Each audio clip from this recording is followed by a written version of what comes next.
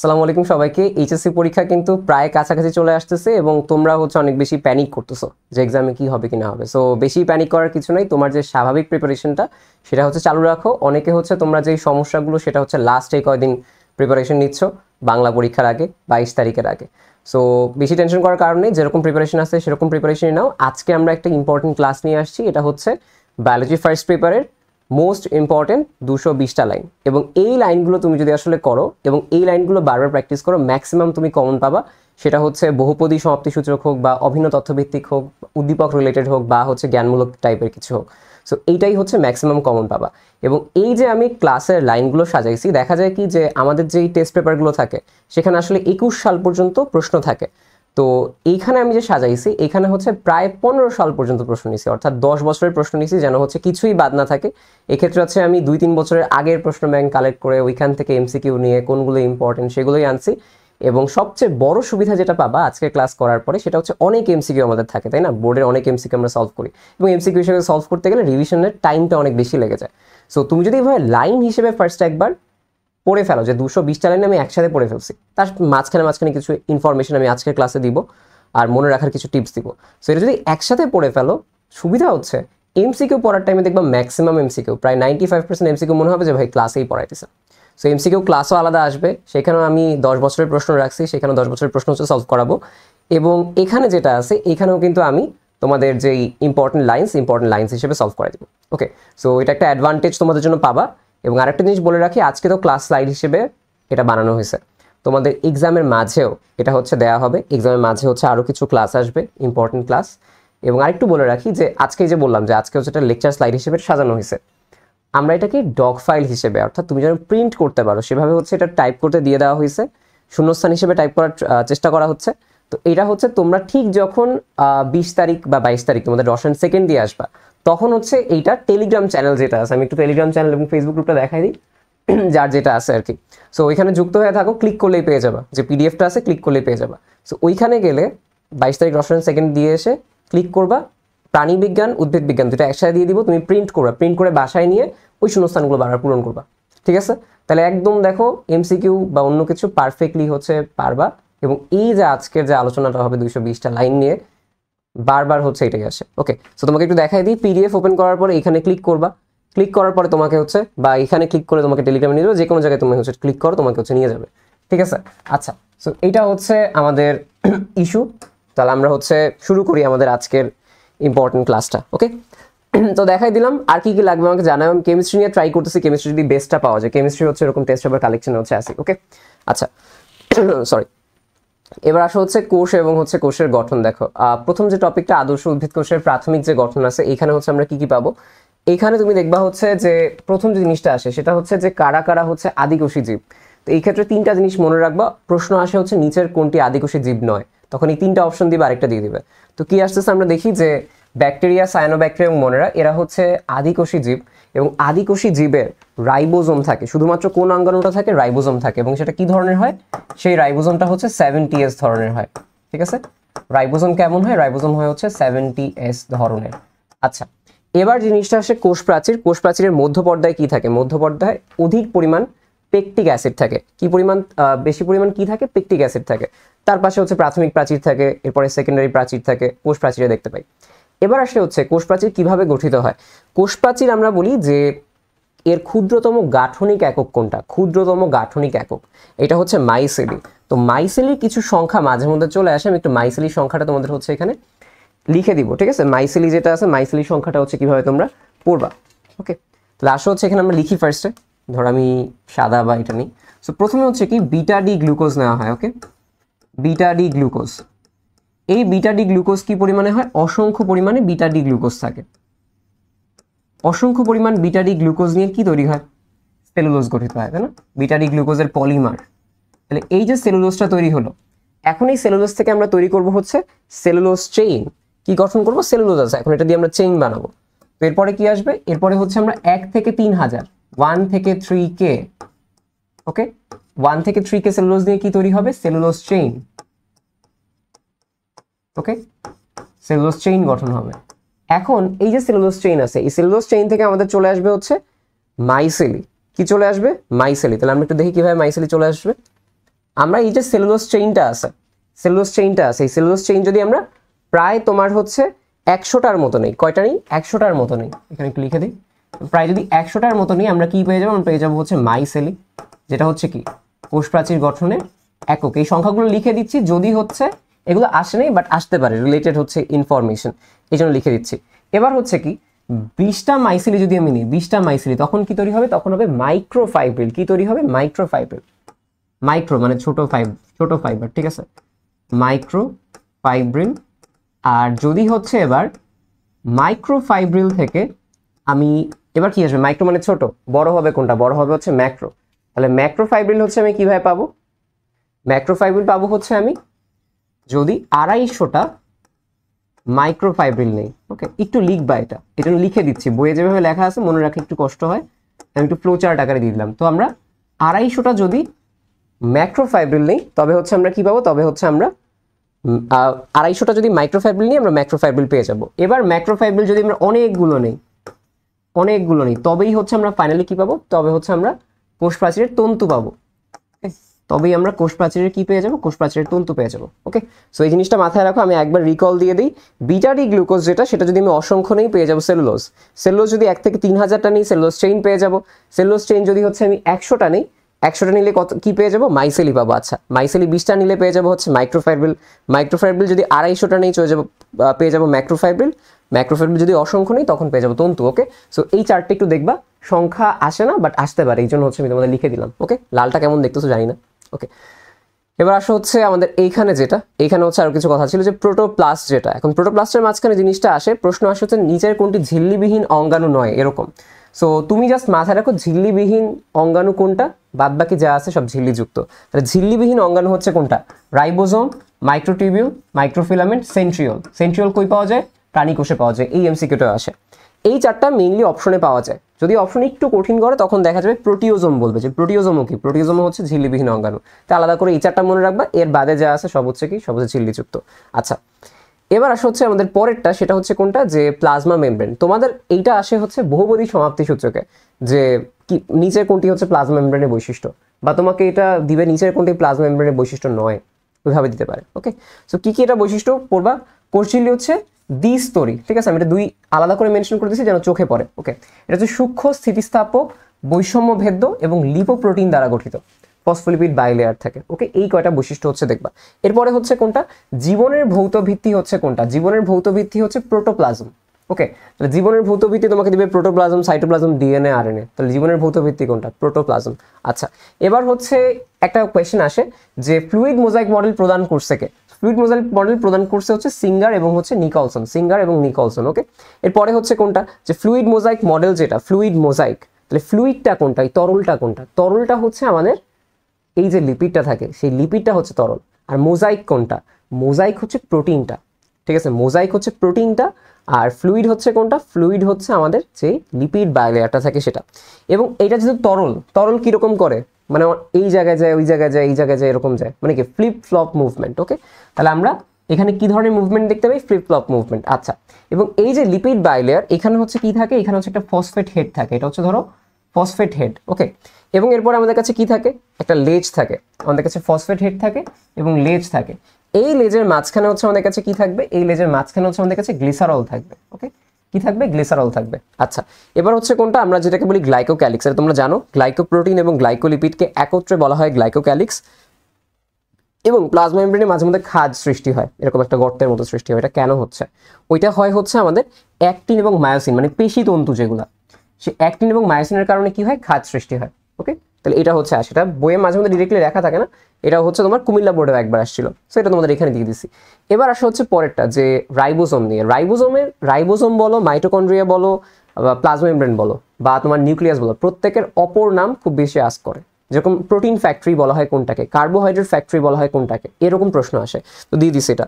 দেখো, তাহলে আমরা কি বলতে পারি, রাইবোজোম হচ্ছে কি হিসেবে কাজ করে, রাইবোজোম হচ্ছে প্রোটিন ফ্যাক্টরি হিসেবে কাজ করে, প্রোটিন তৈরি ফ্যাক্টরি হিসেবে। আচ্ছা, এবার হচ্ছে কোনটা, যে আমাদের বিভিন্ন যে এন্ডোসিম্বায়ন্ট আছে না, যেরকম এন্ডোসিম্বায়ন্ট মানে কি, যেগুলো আসলে ব্যাকটেরিয়া ছিল কোষের মধ্যে প্রবেশ করছে, কারা কারা, মাইটোকন্ড্রিয়া, প্লাস্টিড, এদের মধ্যে স্পেশাল টাইপের আমরা রাইবোজোম দেখতে পাই, যেগুলোকে আমরা বলি রাইবো নিউক্লিও প্রোটিন, যেমন আমরা যদি বলি ক্লোরোপ্লাস্ট, মাইটোকন্ড্রিয়া এবং নিউক্লিওপ্লাজম, এদের মধ্যে আমরা কি দেখতে পাই? রাইবোনিউক্লিয় প্রোটিন কণা বা আরএনপি বলা যায়। আরএনপি নামক ক্ষুদ্রাকার রাইবোজোম আবিষ্কৃত হয়েছে। ওকে, মানে আমাদের কোষের মধ্যে রাইবোজোম আছে, ওই সকল অঙ্গাণুর ভিতরে রাইবোজোমের মতো আছে, যেগুলোকে আমরা বলি রাইবোনিউক্লিয় প্রোটিন কণা।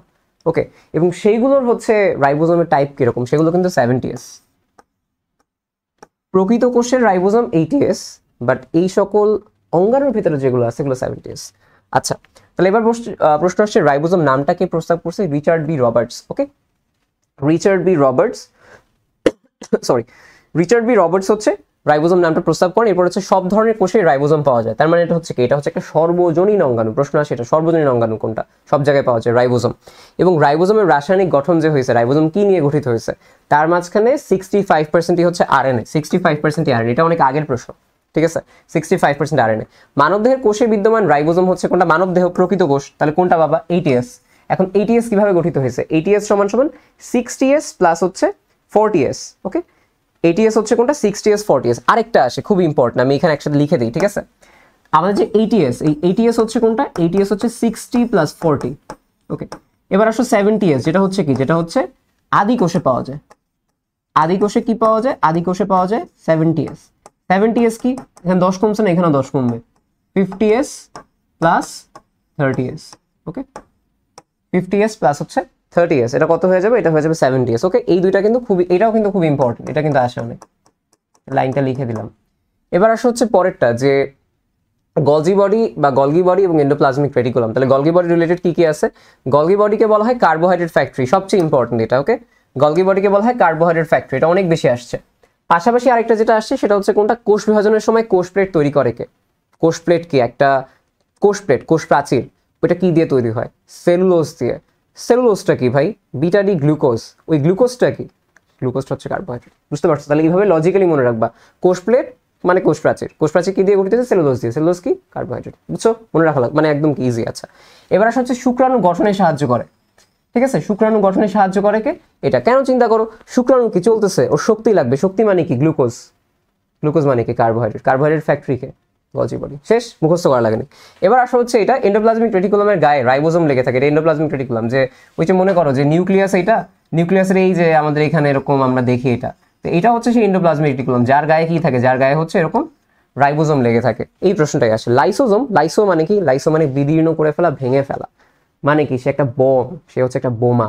তাহলে এই যে লাইসোজোম, এই লাইসোজোমকে কি বলা হয়? আত্মঘাতী থলিকা। কেন আত্মঘাতী থলিকা বলা হয়? কারণ এর একটা নাম আছে, এই নামকে আমরা বলি হচ্ছে, এরা হচ্ছে অটোলাইসিস করে, নিজেকে নিজে বিদীর্ণ করে, ঠিক আছে? অটোলাইসিস, বা এটাকে কি বলা হয়? অটোফ্যাগি, নিজেকে নিজেরা ভক্ষণ করে। অর্থাৎ একটা কোষের যে লাইসোজোম, সেটা হচ্ছে সেই কোষটাকেই বিদীর্ণ করে। অটোফ্যাগি, নিজের কোষকে নিজে খেয়ে ফেলে। অটোলাইসিস বা নিজের কোষকে নিজে বিদীর্ণ করে। আচ্ছা, এই জন্য এটাকে কি বলা হয়? সুইসাইডাল স্কোয়াড, মানে কি? নিজে নিজে সুইসাইড করে, মরে যায়। আচ্ছা, তাহলে এবার আসা হচ্ছে পরে আমাদের কি কি আসছে এখানে, যে প্রথম আবিষ্কার করছেন কে? দে দুভে। ওকে, প্রথম আবিষ্কার করেন কে? দে দুভে। আচ্ছা, দেখছো এটা কি পরিমাণ আসছে এটা। এবার আসা হচ্ছে মাইটোকন্ড্রিয়া। মাইটোকন্ড্রিয়ার অপর নাম হচ্ছে কোনটা? মাইটোকন্ড্রিয়ার অপর নাম বায়োপ্লাস্ট, ফিলা এবং সার্কোসোম, ঠিক আছে? এটা হচ্ছে কিভাবে আমি তোমাকে বলি, এটা আসলে এইভাবে, নিচের কোনটি মাইটোকন্ড্রিয়ার অপর নাম নয়, ঠিক আছে? ওইটা তো, এই তিনটা নাম হচ্ছে মাস দেখবা তুমি, যে তিনটা হচ্ছে মাইটোকন্ড্রিয়ার অপর নাম। এবং মাইটোকন্ড্রিয়ার আরেকটা নাম হচ্ছে কি? এটাকে বলা হয় শক্তি উৎপাদনকারী অঙ্গাণু বা পাওয়ার হাউস বলা হয়। এটা কি বলা হয়? শক্তি উৎপাদনের অঙ্গাণু। আচ্ছা দেখো, একটু এখানে কাহিনীটা তোমাকে বলি। একটা হচ্ছে শক্তি উৎপাদনকারী অঙ্গাণু, আরেকটা হচ্ছে কি? শক্তি রূপান্তরের অঙ্গাণু। এই দেখো, শক্তি উৎপাদন মানে কি? এটিপি তৈরি করা, যেখানে গ্লুকোজ আসে, শক্তিটা উৎপাদন হয়। রূপান্তর মানে কি? চিন্তা করো, সূর্যালোক পাতায় আসলো, পাতার মধ্যে প্লাস্টিক, সেটাকে কিসে কনভার্ট করলো? NADH2 এবং এটিপিতে, মানে আত্তীকরণ শক্তিতে কনভার্ট করছে। মানে পাতা যে প্লাস্টিকটা, এটা সূর্য শক্তিকে ভেতরে একটা সঞ্চিত শক্তিতে জমা করছে, কিন্তু সেই শক্তিটাকে কার্যকর শক্তি বা শক্তিটাকে উৎপাদন করার জন্য কে কাজ করছে? মাইটোকন্ড্রিয়া। তাহলে শক্তি উৎপাদন কে করতেছে? উৎপাদন করলে বলবা হচ্ছে মাইটোকন্ড্রিয়া, বা পাওয়ার হাউস বলতে কাকে বোঝানো হয়? মাইটোকন্ড্রিয়াকে।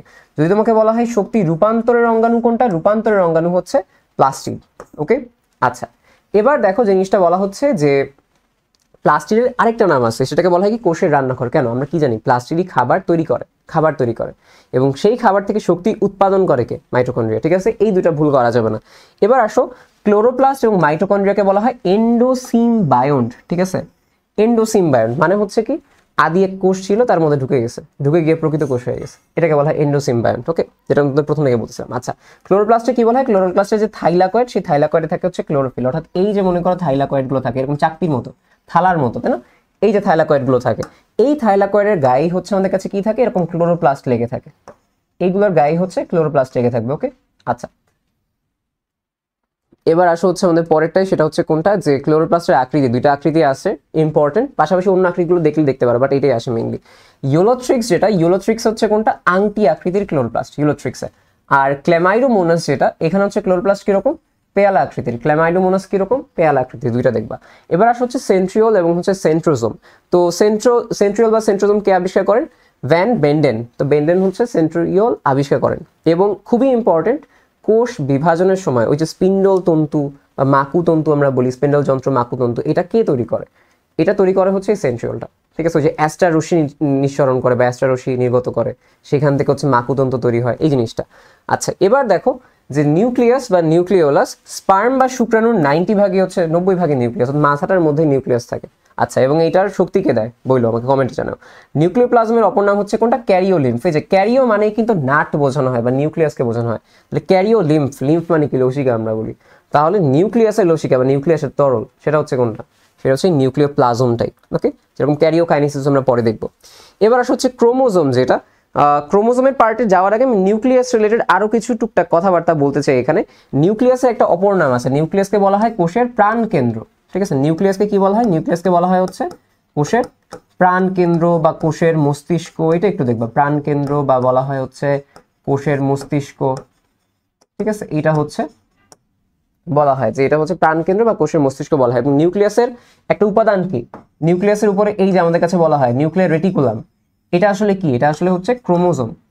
এটা হচ্ছে আসলে কি? এটা হচ্ছে আসলে ক্রোমোজোম। ওকে, এটা হচ্ছে আসলে কি? এটা হচ্ছে ক্রোমোজোম। আচ্ছা, সো এবার আসো হচ্ছে ক্রোমোজোম, যেটা তার আকৃতি অনেক বেশি আসে, ভি আকৃতির ক্রোমোজোম, এল আকৃতির, জে আকৃতির, আই আকৃতির। ভি হচ্ছে এটা মেটাসেন্ট্রিক, এল হচ্ছে সাবমেটাসেন্ট্রিক, জে অ্যাক্রোসেন্ট্রিক, আই হচ্ছে টেলোসেন্ট্রিক। ওকে, সো পাশাপাশি লজিক্যালি জিনিসটা মনে রাখে, বাট এটা রিভিশন ক্লাস দেখে আর বোঝাচ্ছি না, ঠিক আছে? জাস্ট এইটা মনে রাখবে যে কোনটা কোন আকৃতির অনেক বেশি আসে। এবার আসা হচ্ছে ডিএনএ আরএনএ, যেটা ডিএনএতে থাকে হচ্ছে কোনটা? অ্যাডিনিন, গুয়ানিন, থাইমিন এবং সাইটোসিন। কিভাবে মনে রাখি আমরা জাস্ট একটা মনে রাখি যে ডিএনএতে থাকে হচ্ছে এটিসিজি, ডিএনএতে কে থাকে? এটিসিজি। আর যেটা আরএনএ, সেখানে জাস্ট টিটা থাকে না, এইউসিজি, অ্যাডিনিন, ইউরাসিল, সাইটোসিন এবং হচ্ছে আমরা বলি গুয়ানিন। ওকে, সো এটা। এখন আরেকটা জিনিস খুব বেশি আসে, সেটা হচ্ছে পাইরিমিডিন ক্ষারক কোনটা এবং হচ্ছে পিউরিন ক্ষারক হচ্ছে কোনটা। এটা আমি তোমাদের একটা জাস্ট নর্মালি বলি, একটা পাইরিমিডিন দিয়ে আমি কি মনে রাখবো? পাই কেক। পাইরিমিডিন দিয়ে কি মনে রাখবো? একটা পাই কেক। চলো একটা পাই কেক আঁকি, সেটা হচ্ছে একটা পাই কেক। ওকে, এটা হচ্ছে আমাদের কাছে কি? পাই কেক। এটা হচ্ছে আমাদের কাছে একটা পাই, লিখলাম পাই। পাই দিয়ে কি বুঝাইছি? পাইরিমিডিন। আচ্ছা, এখন এই যে পাইরিমিডিনটা আছে, আমরা পাইকে কি করি? আমরা যে কোনো পাইকে কাট করি, যে কোনো পাই কেককে কি করি? যে কোনো পাই কেককে হচ্ছে আমরা কাট করি। কাট কি করছি আমরা? কাট, পি ইউ টি মানে হচ্ছে কি? এই দেখো সাইটোসিন, এটা হচ্ছে সাইটোসিন, তারপর হচ্ছে কি? ইউরাসিল, তারপর হচ্ছে থাইমিন। তাহলে বাদ বাকি যেটা আছে, কে কে আছে? গুয়ানিন এবং অ্যাডিনিন। কে কে আছে? গুয়ানিন এবং অ্যাডিনিন। এরা হচ্ছে কি? এরা হচ্ছে পিউরিন, এরা হচ্ছে পিউরিন, ঠিক আছে? জাস্ট একটা মনে রাখবা, কি কাট করছো? পাই কাট করছো। ওকে, আচ্ছা, এবার দেখো আরএনএতে কি থাকে? আরএনএতে থাইমিনের পরিবর্তে ইউরাসিল থাকে, এটা তো আমরা দেখলামই, সমস্যা নেই কোনো। এবার আসা হচ্ছে পরেরটায়, যে পেন্টোজ যে সুগার থাকবে, ঠিক আছে? শাখার না, pentose sugar. So pentose sugar যেটা, তার 1 নাম্বার কার্বনে হচ্ছে নাইট্রোজেন বেস যুক্ত থাকে। কয় নাম্বার কার্বনে? 1 নাম্বার কার্বনে। মাস্টার মলিকিউল হচ্ছে ডিএনএ। আর জীবনের ভৌত ভিত্তি কোনটা? প্রোটোপ্লাজম। ওকে, দুইটা জিনিস হচ্ছে এরকম কিছু জিনিসপাতি থাকে যেগুলো হচ্ছে আমাকে আলাদা আলাদা করে পড়তে হয়। আচ্ছা, এবার দেখো হচ্ছে ডিএনএর অনুলিপন, রেপ্লিকেশন। রেপ্লিকেশন মানে কি? ডিএনএ থেকে ডিএনএতে অর্ধ সংরক্ষণশীল পদ্ধতিতে যেই আমরা বলি অন্য একটা ডিএনএ, মাতৃ ডিএনএ থেকে অপত্য ডিএনএ, সেটা হচ্ছে তৈরি হওয়া। আচ্ছা, তাহলে এইখানে দেখো আমাদের কাছে কি হয়? এখানে এনজাইমগুলো খুব বেশি ইম্পর্টেন্ট, এনজাইমগুলো মাস্ট দেখবা। সবচেয়ে বেশি যেটা আসে ওটাই আমি দিয়ে দিছি, বাট অন্যান্যগুলো দেখবা। যেরকম দেখো হেলিকেজ এনজাইম, যেটা হেলিকেজ এনজাইম হাইড্রোজেন বন্ধনী ভেঙে দেয় এবং ডিএনএর যে প্যাচটা সেটা খুলে দেয়। কে খুলে দেয়? হেলিকেজ। এছাড়া হচ্ছে কে কে আছে, এছাড়া হচ্ছে সিঙ্গেল স্ট্র্যান্ড বাইন্ডিং প্রোটিন পাবা তুমি বহুপদীতে, ঠিক আছে, বহুপদী সমাপ্তি সূচকে পাবা। আরেকটা কি পাবা, ডিএনএ পলিমারেজ, খুবই ইম্পর্টেন্ট। কি পাবো আমরা, ডিএনএ পলিমারেজ, এইটা খুবই হচ্ছে ইম্পর্টেন্ট, ডিএনএ পলিমারেজ পাবা। পাশাপাশি জোড়া খণ্ড লাগানোর জন্য তুমি হচ্ছে জোড়াগুলো যুক্ত করার জন্য লাইগেজ পাবা, ঠিক আছে, এইগুলা খুবই ইম্পর্টেন্ট, এই এনজাইমগুলো তুমি হচ্ছে পাবা। হেলিকেজ এনজাইম কি ডিএনএর প্যাচ খুলতে সাহায্য করে। এরপরে কি রেপ্লিকেশন প্রক্রিয়ায় প্রাইমার ব্যবহৃত হয়, অর্থাৎ আরএনএর একটা খণ্ড যেটা দিয়ে আস্তে আস্তে আমি ডিএনএ রেপ্লিকেশনটা সামনের দিকে আগে। ওকে, প্রাইমার কোথায় লাগে, ডিএনএ রেপ্লিকেশনে প্রাইমার লাগে। আচ্ছা, এবার আসো হচ্ছে এটা ডিএনএ অনুলিপনের আরো কিছু কথা, যে হেলিকেজ এনজাইম আমরা তো বললামই রেপ্লিকেশন প্রক্রিয়ায় প্রাইমার ব্যবহৃত হয়। জিন রিকম্বিনেশনের একক হচ্ছে কোনটা, জিন রিকম্বিনেশনের একক হচ্ছে রেকন। তাহলে রিকম্বিনেশন চিন্তা করো, রিকম্বিনেশনের একক হচ্ছে কোনটাই, দেখো রেকো। তো রেকো থেকে কি আসবে, রেকন। আচ্ছা, আরএনএ তৈরির প্রক্রিয়া হচ্ছে কি, আমরা বলি ট্রান্সক্রিপশন। অর্থাৎ চিন্তা করো, আমরা বলি ডিএনএ থেকে যখন ডিএনএ যায়, চিন্তা করো ডিএনএ থেকে ডিএনএ যাচ্ছে, এটাকে কি বলা হয়, এটাকে বলা হয় রেপ্লিকেশন। ওকে, ডিএনএ থেকে যখন আরএনএ যায় তখন সেটাকে বলা হয় কি, ট্রান্সক্রিপশন। আরএনএ কোন ধরনের RNA, Messenger RNA. Messenger RNA থেকে যখন রাইবোজোমে প্রোটিন তৈরি হয় সেটাকে কি বলা হয়, সেটাকে বলা হয় ট্রান্সলেশন। একটু ছোট্ট করে লিখে দিই এখানে, যে আমাদের কাছে কি আছে এখানে, ডিএনএ থেকে এটা হচ্ছে কি, এটা হচ্ছে রেপ্লিকেশন, এটা হচ্ছে রেপ্লিকেশন। এরপরে ডিএনএ থেকে মেসেঞ্জার আরএনএ কোনটা, ট্রান্সক্রিপশন। ট্রান্সক্রিপশন, যেরকম চিন্তা করো কলেজ থেকে আমরা বা স্কুল থেকে কি ট্রান্সক্রিপ্ট নিয়ে বের হই না, যে এসএসসি সার্টিফিকেটের ট্রান্সক্রিপ্ট। তাহলে ডিএনএ তে নিউক্লিয়াস থেকে আরএনএ, মানে ডিএনএটাকে চিন্তা, মানে নিউক্লিয়াসটাকে চিন্তা করবো স্কুলের মতো, যে স্কুল থেকে আরএনএ ট্রান্সক্রিপ্ট নিয়ে বের হয়েছে। আচ্ছা, কিন্তু সে যখন অন্যান্য সাইটোপ্লাজমে চলে আসে তখন সে দেখতেছে যে ভাই এই ট্রান্সক্রিপ্ট আমি বুঝতেছি না, ভাষা বুঝতেছি না, তখন সে প্রোটিনে কনভার্ট হয় ভাষা বোঝার জন্য। ভাষা বুঝে কিভাবে, অনুবাদ করে, যেটাকে আমরা বলি ট্রান্সলেশন। মানে সাইটোপ্লাজমে এই মেসেঞ্জার আরএনএ ট্রান্সলেট করে ইউজ করতে হয়। সাইটোপ্লাজমটা হচ্ছে বিদেশ, যেখানে ট্রান্সলেশন করতে হয়, আর নিউক্লিয়াস যেটা সেটা হচ্ছে আমাদের স্কুল কলেজ, এখান থেকে ট্রান্সক্রিপ্ট করে আমার বের করতে হয়, ঠিক আছে। আচ্ছা, সেটা হচ্ছে ট্রান্সক্রিপশন ট্রান্সলেশন যে কাজটা। ওকে, এবং প্রোটিনকে কি বলা হয়, জীবনের ভাষা। প্রোটিনকে কি বলা হয়, জীবনের ভাষা। আমি আরো কিছু লিখে দিচ্ছি, জীবনের ভাষা, প্রোটিনকে জীবনের ভাষা বলা হয়। ওকে, আচ্ছা, এবার আসা হচ্ছে পরেরটা, পলিপেপটাইড ট্রান্সলেশনের জন্য টার্মিনেশন কোড। টার্মিনেশন মানে হচ্ছে সমাপ্তিকরণ, সেটা হচ্ছে কোনটা, উয়া উয়া উগা। আমি ভাই মনে রাখি, আমি ওই অনেক ছন্দ থাকে ওটা না, উয়া উয়া গুগা। তাহলে কি, উয়া উয়া উগা। আচ্ছা, তাহলে সমাপ্তিকরণ এটা। তাহলে আরম্ভকরণ বা স্টার্ট করণ হচ্ছে কোনটা, এটা হচ্ছে এইউজি, যেটা কাকে ইন্ডিকেট করে, মেথিওনিনকে ইন্ডিকেট করে। আচ্ছা, জাঙ্ক ডিএনএ বৈশিষ্ট্য প্রকাশ করে না, জাঙ্ক ফুড যেমন কোনো পুষ্টি দেয় না, জাঙ্ক ডিএনএ কোনো বৈশিষ্ট্য প্রকাশ করে না। আচ্ছা, জেনেটিক কোড যেটা, এক একটা কোডে কয়টা নাইট্রোজেন বেস থাকে, তিনটা। যেরকম তুমি চিন্তা করো এখানে কয়টা নাইট্রোজেন বেস, একটা দুটো তিনটা, এখানে কয়টা, তিনটা। তাহলে তিনটা নাইট্রোজেন বেস দিয়ে একটা কোড হয়। আচ্ছা, এবং এটা যদি কোড হয়, অ্যান্টিকোডন কই থাকে, অ্যান্টিকোডন থাকে হচ্ছে ট্রান্সফার আরএনএতে। ওকে, ট্রান্সফার আরএনএতে। এবং ট্রান্সফার আরএনএ তিন যে প্রান্তটা আছে, যে 5 প্রাইম 3 প্রাইম, ওই তিন প্রান্তে কি থাকে, সিসিএ লেজ থাকে। এটা খুব মানে ওই দেখো না কুমিল্লা বোর্ডের ওই মার্ক, আমার প্রশ্ন একবারই আসে, তো আমি তুলে দিছি, ঠিক আছে, যদি কুমিল্লা বোর্ডে আবার দেয় সবচেয়ে বেশি আসে কিন্তু এটা। ওকে, আচ্ছা, সিস্ট্রন যেটা, সিস্ট্রন হচ্ছে কি করে, পলিপেপটাইড সংশ্লেষণ করে। সিস্ট্রন যেটা পলিপেপটাইড সংশ্লেষণ করে, অর্থাৎ নতুন নতুন অ্যামাইনো অ্যাসিড যুক্ত করে করে পলিপেপটাইড তৈরি করে। কি করে, সিস্ট্রন। আচ্ছা, এবার হচ্ছে আমাদের কাছে পরেরটা আসো, আমরা হচ্ছে প্রথম চ্যাপ্টার শেষ, এবার আসে হচ্ছে কোষ বিভাজন যেটা। সরি, আমার হচ্ছে কাশি লাগছে, এবং আমি কিন্তু এই চ্যাপ্টারটা আরেকবার রেকর্ড করতেছি, আমার বলে রাখি, আমি এই চ্যাপ্টারটা আরেকবার করছি, মাইক্রোফোন ঠিক ছিল না, এখন হচ্ছে আরেকবার করতেছি। আচ্ছা, দেখো তাহলে হচ্ছে এখানে আমাদের কাছে কি কি আসে। প্রথম যেটা, সেটা হচ্ছে বলা হচ্ছে কি, তোমাদের হচ্ছে কোষ বিভাজন আবিষ্কার করেন ওয়াল্টার ফ্লেমিং। কোথায় বলি, সামুদ্রিক স্যালামেন্ডারে প্রথম, সামুদ্রিক স্যালামেন্ডারে। আচ্ছা, আমি গলা ভেঙে যাওয়ার জন্য দুঃখিত, ঠান্ডা লাগছে আমার। আচ্ছা, দেখো এবার হচ্ছে কোষ চক্র এবং ইন্টারফেস। কোষ চক্র ইন্টারফেস হচ্ছে কোনটা, কোষ চক্র মানে হচ্ছে যে কোষ বিভাজনের যে পুরো প্রসেসটা, পুরো চক্রটা, এটাকে বলা হয় কোষ চক্র। তাহলে প্রথমে থাকে ইন্টারফেস, এরপরে থাকে হচ্ছে মাইটোসিস বা মাইটোটিক ডিভিশন যেটা।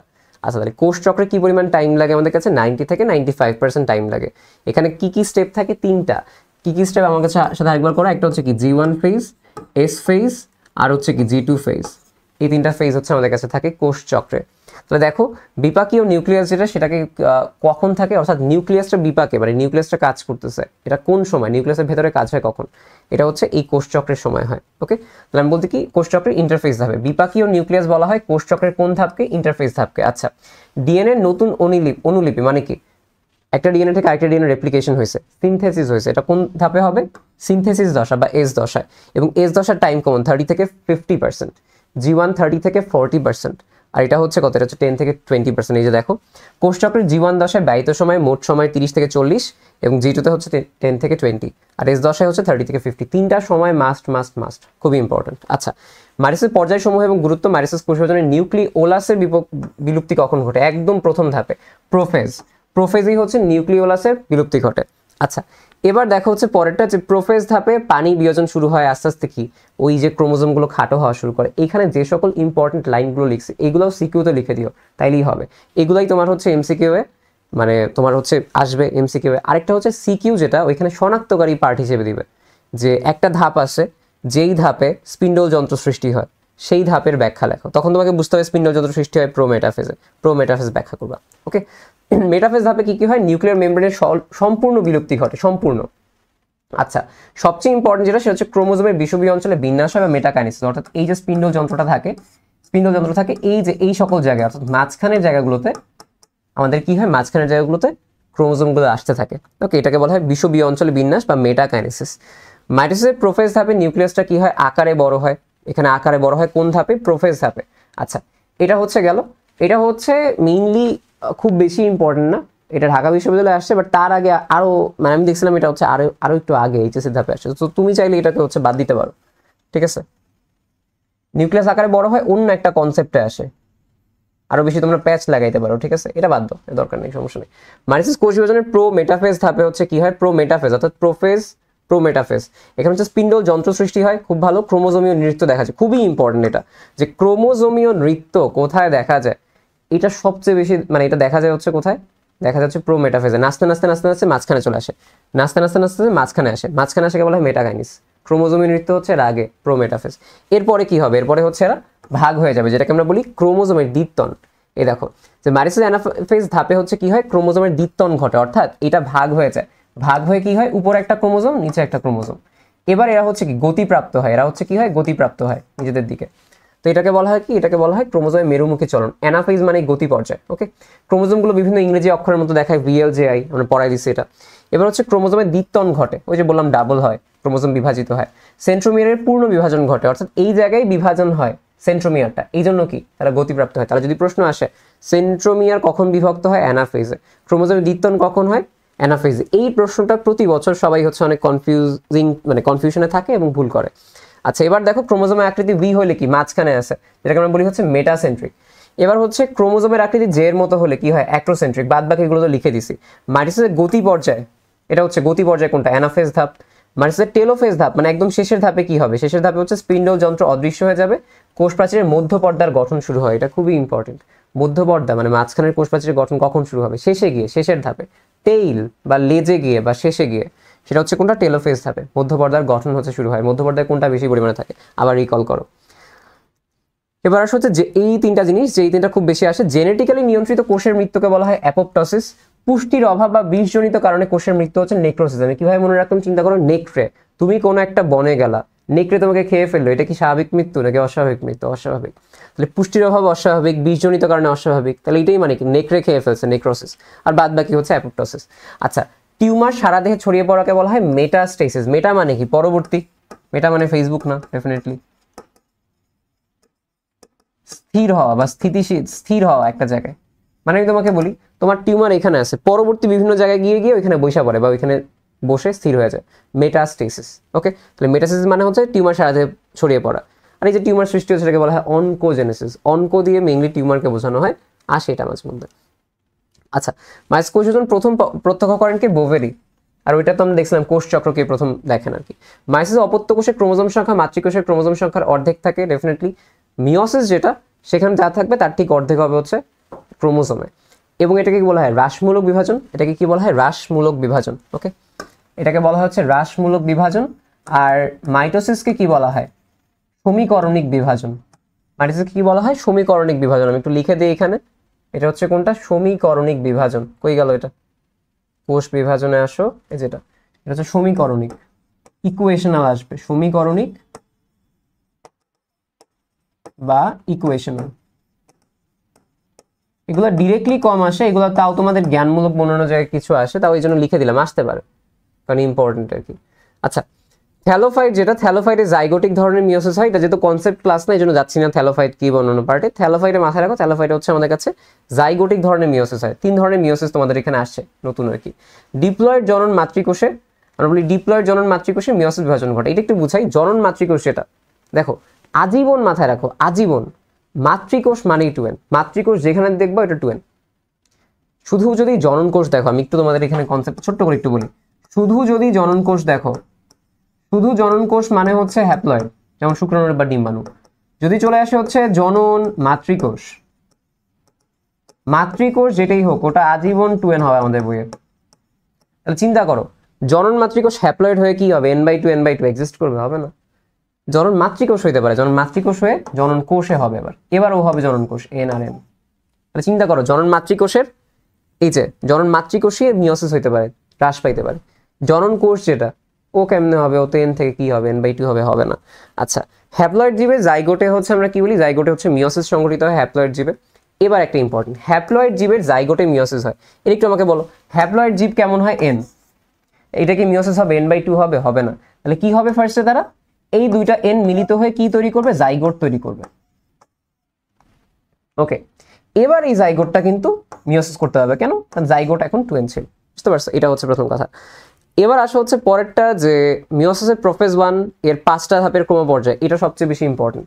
মিওসিসের প্রোফেজ 1 ধাপ, যেটা 2টা পার্ট থাকে, মিওসিস 1 মিওসিস 2, এর মধ্যে প্রোফেজ 1 যে ধাপটা আছে তার 5টা ধাপ খুব ইম্পর্টেন্ট। প্রথম হচ্ছে কি, লেপ্টোটিন, লেপ্টে দিছে।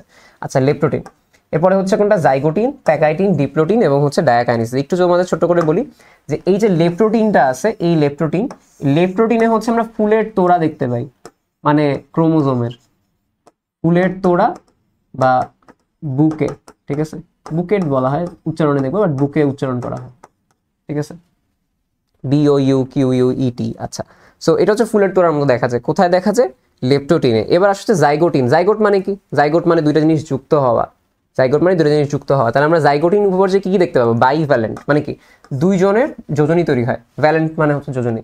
তাহলে কি, জাইগোট মানে হচ্ছে কি দুইজন মিলিত হয়েছে, জাইগোট, ঠিক আছে, বাইভ্যালেন্ট, দেখছো?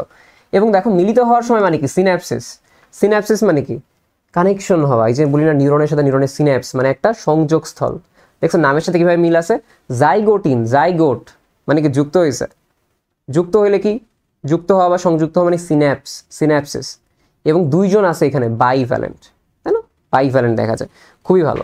এবার আসা হচ্ছে পরেরটা, যে মিওসিস কোষ বিভাজন যেটা, তার প্যাকাইটিন পর্যায়ে যেটা, মানে এর পরেরটা, জাইগোটিনের পরে প্যাকাইটিন, এইখানে ক্রসিং ওভার ঘটে এবং কায়াজমা গঠন হয়, কায়াজমা এরকম এক্স আকৃতির কায়াজমা হয়, যার কারণে কি হয়, এই সকল জায়গায় ক্রসিং ওভার ঘটে, খুবই ইম্পর্টেন্ট। ক্রসিং ওভার বা কায়াজমা কখন হয়, প্যাকাইটিন পর্যায়ে, পাকায় যায়, দেখো একটা একটার সাথে পাকায় গেছে। ওকে, আচ্ছা, এবং এই মিওসিস এক বছরের সর্বাপেক্ষা দীর্ঘস্থায়ী সবচেয়ে বড় এবং গুরুত্বপূর্ণ ধাপ হচ্ছে কোনটা, প্রোফেজ 1, এখানেই হচ্ছে 5টা ধাপ হয়।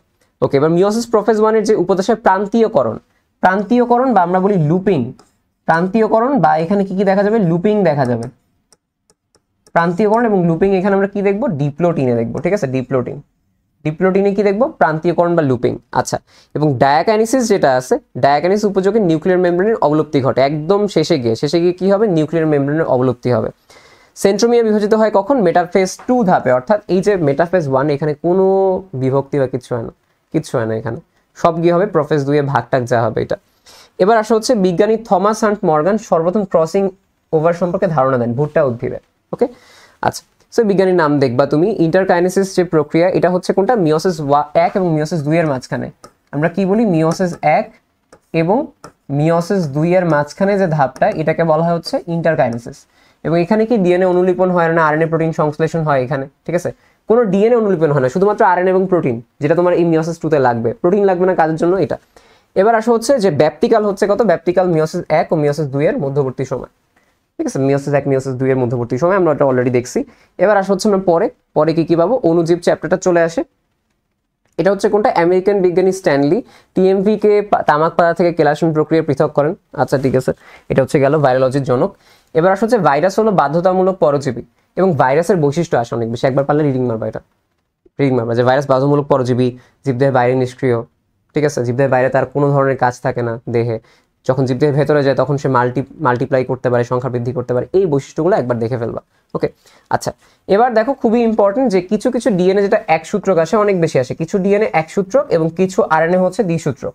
তাহলে একসূত্রক ডিএনএ কোনটা? যারা চিন্তা করে যে ভাই আমি একাই পারবো, না ডিএনএ একা, ডিএনএ বলবে যে 2 জন লাগবে না, আমি একাই পারবো, মানে কি পারবো ভিরিডে, এই যে দেখো পারবো ভিরিডে, ওকে, যেটা হচ্ছে আমরা বলি 5X174 এবং M13 কলিফাস যে ভাইরাসটা আছে যেই গোত্রের।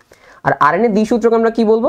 আরএনএ দ্বিসূত্রক হবে হচ্ছে রিও ভাইরাসে, উল্টাটা রিও ভাইরাস এবং ধানের বামন রোগের ভাইরাসে, রিও ভাইরাস এবং কোনটা? ধানের বামন রোগের ভাইরাস। আচ্ছা এরপরে আসা হচ্ছে এইচআইভি যে ভাইরাস, এইচআইভি ভাইরাসে রিভার্স ট্রান্সক্রিপশন ঘটে। রিভার্স ট্রান্সক্রিপশন কই ঘটে? এইচআইভি ভাইরাস হচ্ছে ঘটে। এবং এইচআইভি ভাইরাসের আকৃতি কেমন? গোলাকার হবে। আচ্ছা এটা গেল। টিএমভি হচ্ছে কি? দণ্ডাকার। টিএমভি হচ্ছে দণ্ডাকার আকৃতির ভাইরাস। আচ্ছা এবং ভ্যাকসিনিয়া ভাইরাস হচ্ছে কোনটা? পাউরুটি আকৃতির। এইটা একটু তোমাকে বলবো, আমি কমেন্টে একটা নিমোনিক্স, এই চ্যাপ্টারের একটা নিমোনিক্সের তোমার দিছি, আমি ক্লাস লিঙ্ক দিছি, ঠিক আছে? নিউমোনিক্সের ক্লাসটা একটু করে আসো, ভাইরাসের অনেক কিছু একসাথে ক্লিয়ার হয়ে যাবে, ভাইরাস থেকে শুরু করে প্রিয়ন সবকিছু কমেন্টে দিচ্ছি, এটা করে এসো। ওকে আচ্ছা, ব্যাকটেরিয়াফাজ হচ্ছে এক প্রকার ভাইরাস। ব্যাকটেরিয়াফাজ মানে ব্যাকটেরিয়াকে খেয়ে ফেলবে, এটা ব্যাকটেরিয়া না। ওকে, টিটুফাজের মাথায় কয়টা জিন থাকে? 150টা জিন থাকে। আচ্ছা এটা হচ্ছে আমাদের কাছে এখানের ইস্যু। আমরা আরেকটু দেখবো এখানে কি কি আছে, যে তোমরা এখানে ডিএনএ ভাইরাস যেগুলো, ডিএনএ ভাইরাসটা একটু পড়বা, ঠিক আছে? ডিএনএ ভাইরাসটা একটু পড়বা। আরেকটা জিনিস একটু পড়বা যে ব্যাকটেরিয়া তোমার ভাইরাস যেটা, ভাইরাসের বাইরে এখানে কি থাকে? ক্যাপসিড বা প্রোটিনের আবরণ থাকে, তাই না? ভেতরে কি থাকে? হয় ডিএনএ অথবা আরএনএ, ঠিক আছে? ডিএনএ অথবা আমরা বলতে পারি আরএনএ। কি লিখবা? ডিএনএ এবং না, ডিএনএ অথবা আরএনএ থাকবে, দুইটা একসাথে থাকবে না। ওকে, তোমরা একসাথে সিকিউর সাথে পড়বা, এই জন্য আর এখানে বলতেছি না। এবার দেখো ভাইরাসের যেটা আমাদের কাছে থাকবে, অবশ্যই এখানে একটু বলে রাখি, একটু শুনো, আমি একটু বলে রাখি যে কমেন্টের ক্লাস থেকে ভাইরাসের মনে রাখার টেকনিক সব দেখবা, সব দেখে ফেলবো এটা। আচ্ছা HIV, SARS, Nile virus, Ebola এগুলোকে বলা হয় ইমার্জিং। ইমার্জিং মানে কি? আমাদের দেশের একটা ইমার্জিং সমস্যা কি, যেটা হচ্ছে নতুন করে বের হয়েছে, সেই সমস্যা নেশার সমস্যা। নেশা, NESHA, নেশা। এটা কি বলবা? নাইল, ইবোলা, সার্স, এইচআইভি, ঠিক আছে? নাইল, ইবোলা, সার্স এবং হচ্ছে এইচআইভি গেল। এবার আসা হচ্ছে প্যাপায়া রিং স্পট ভাইরাস। যারা সংক্রমিত হয়, কার দ্বারা সংক্রমিত হয়? পেপের, আমরা বলি যে পেপের রিং স্পট বা যে মোজাইক রোগটা, এটা হচ্ছে প্যাপায়া রিং স্পট ভাইরাস বা PRSVর কারণে হয়। আচ্ছা এবং এইটা বহন করে কে? জাপ পোকা এবং সাদামাছি বা অ্যাফিড, যেটা অ্যাফিড দ্বারা এটা বাহিত হয়। এবার একটা আসে হাড় ভাঙা জ্বর, কাকে বলা হয়? সবচেয়ে বেশি আসে সিকিউতে, হাড় ভাঙা জ্বর দিয়ে বলে দেয় যে হাড় ভাঙা জ্বর কোনটা। হাড় ভাঙা জ্বর হচ্ছে কোনটা? ডেঙ্গু, যেটা হচ্ছে ফ্ল্যাভি ভাইরাস দিয়ে হয়ে থাকে, ঠিক আছে? ডেঙ্গু ভাইরাস আর বললো না, ফ্ল্যাভি ভাইরাস। ভাইরাসের কারণে সৃষ্ট রোগ হচ্ছে কোনটা? এগুলো দেখবা, জলাতঙ্ক, হেপাটাইটিস, টাইফয়েড, হাম, পোলিও। কলেরা কার কারণে হয়? ব্যাকটেরিয়া, প্যাচায় না, ঠিক আছে? এটা আসে কলেরা কার কারণে হচ্ছে হয়। আচ্ছা এবার আসা হচ্ছে আমাদের পরেরটায় কি কি আছে, যে অ্যান্টনি ভন লিউয়েনহুক হচ্ছে ব্যাকটেরিওলজির জনক, কমেন্টের জন্য ভাইরোলজির জনক হচ্ছে কে?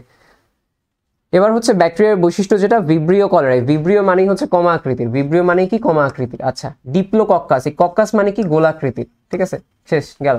এবার সব ব্যাকটেরিয়ার উপকারিতা এবং হচ্ছে অপকারিতা। পাটের আঁশ ছাড়াতে ব্যবহৃত হয় কোনটা? Clostridium bacteria. কষ্ট দিয়ে দিয়ে পাটের আঁশ ছাড়ায়, তাই না? পাটের আঁশ ছড়ানো কষ্ট। আরেকটা হচ্ছে ভিটামিন তৈরিতে কোনটা? ভিটামিন তৈরিতে যে আমাদের অন্ত্রে ভিটামিন তৈরি করে কারা? ইকোলাই, ঠিক আছে? ভিটামিন তৈরিতে হচ্ছে এরা হেল্প করে। ব্যাকটেরিয়া জনিত কলেরা এবং ধানের ব্লাইট রোগ। ওকে, কলেরা হচ্ছে একটা গ্রাম নেগেটিভ ব্যাকটেরিয়া। এবার আসছে ম্যালেরিয়া। মানব দেহের জীবনচক্র দেখো, একটা প্রশ্ন দেখো কি পরিমাণ আসছে। প্রশ্নটা কি বলি? মশার লালা গ্রন্থিতে, আমাদের লালা গ্রন্থি আছে না, মনে করো আমি একটা মশা, আমি একটা মানুষের কামড় দিলাম, আমার লালা গ্রন্থিতে কি আছে? স্পোরোজয়েড। কি আছে? স্পোরোজয়েড, যেটা হচ্ছে হ্যাপ্লয়েড। এটা আরেকটা মানুষের শরীরে গেলে সেই মানুষটা আক্রান্ত হবে। এই তো কি আসে, এটা আমি তোমাকে বলি। ম্যালেরিয়া জীবাণুর পরজীবী স্পোরোজয়েড ধাপটি, মানে হ্যাপ্লয়েড যে ধাপটি, এটা কোথায় থাকে? এটা মশকির লালা গ্রন্থিতে থাকে। তোমাকে এইভাবে প্রশ্ন করে, মশকির লালা গ্রন্থিতে কি থাকে? মশকির লালা গ্রন্থি। তাহলে এই যে মশকির লালা গ্রন্থি, স্পোরোজয়েড ধাপটি হচ্ছে কি? মশকির দংশনের সময় মানব দেহে প্রবেশ করে। তাহলে মশা কামড় দিল, মানুষের দেহে কোনটা প্রবেশ করেছে? স্পোরোজয়েড। মশার দেহে কোনটা আছে? লালা গ্রন্থিতে স্পোরোজয়েড আছে। ওকে, সবচেয়ে বেশি ইম্পর্টেন্ট এটা।